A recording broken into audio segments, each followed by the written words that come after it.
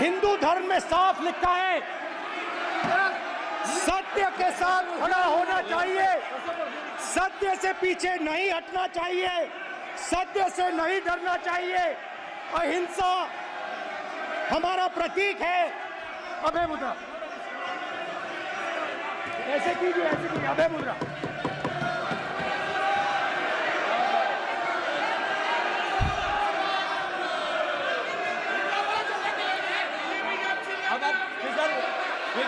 नहीं आएगा।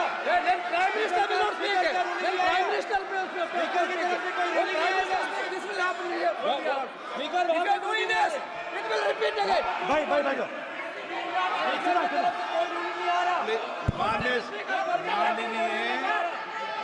ये आप बात समझिए, कोई नहीं बोल रहा। आप बात समझिए। ये इसलिए चिल्ला रहे हैं क्योंकि तीर जाके दिल में लगा है,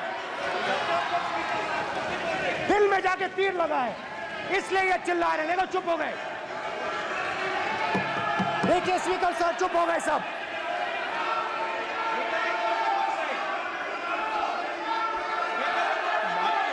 एक मिनट।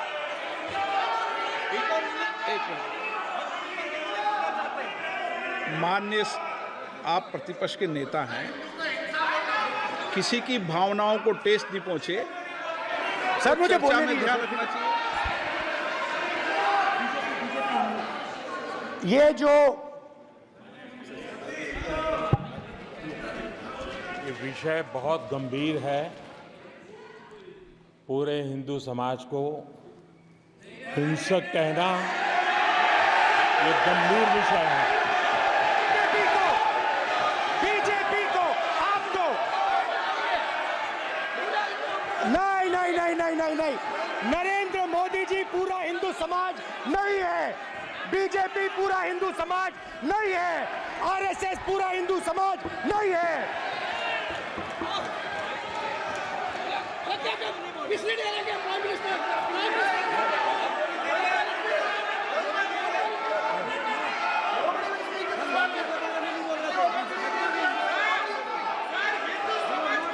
भूपेंद्र यादव जी, ये ठेका नहीं है बीजेपी का।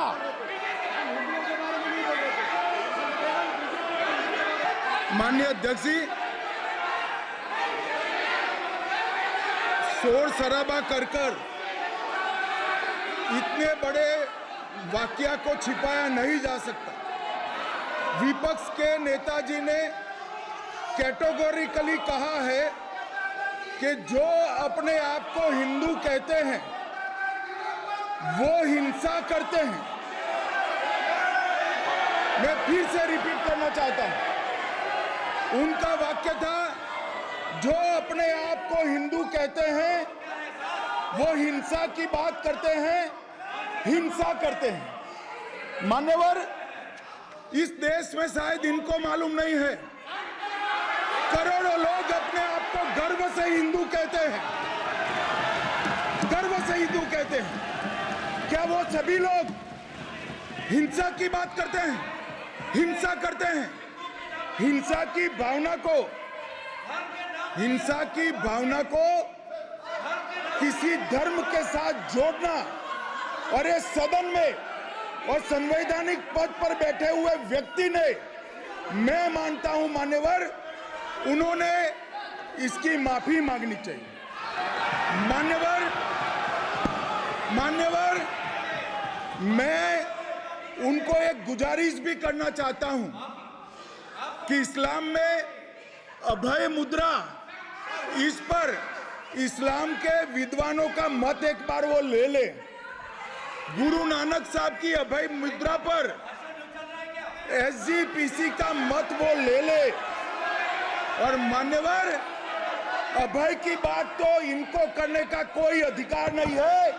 आपातकाल में पूरे देश को इन्होंने भयभीत करा है, लाखों लोगों को जेल में डाला, और वैचारिक आतंक अगर कभी था, वैचारिक आतंक कभी था तो आपातकाल के वक्त था। और मान्यवर दिल्ली में दिन दहाड़े हजारों सिख भाइयों का कत्लेआम उनके शासन में हुआ। आज वो अभय की बात कर रहे हैं। मान्यवर, मेरा आपसे आग्रह है कि श्री राहुल गांधी नेता प्रतिपक्ष पहला भाषण होने के बावजूद माफी मांगनी चाहिए, न केवल सदन, पूरे देश की माफी मांगनी चाहिए। ఇప్పుడు 49లో AMH టెస్ట్ మరియు వీర్య విశ్లేషణ $999 మాత్రమే. IVF ప్యాకేజ్పై $20,000 తగ్గింపు. ఉచిత కన్సల్టేషన్, ఉచిత అల్ట్రాసౌండ్ స్కాన్. అపాయింట్మెంట్ల కొరకు సంప్రదించండి 8977738819. 49 అంటే ఆనందం, 49 అంటే సంతోషం. सर मैं बिल्कुल आपकी रिस्पेक्ट करता हूं स्पीकर सर, मगर मेरे भाषण के बीच में सच्चाई ये है कि माइक ऑफ हो जाता है। मैं क्या करूं, हो जाता है वो। अब आपने देखा मैंने अयोध्या शब्द यूज किया और माइक ऑफ हो गया। नो,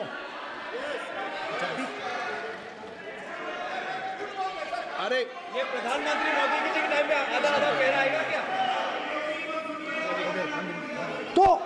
तो अयोध्या ने राम भगवान की जन्मभूमि, प्लीज ब्रदर, राम भगवान की जन्मभूमि ने बीजेपी को मैसेज दिया और ये आपके सामने मैसेज बैठे हुए हैं।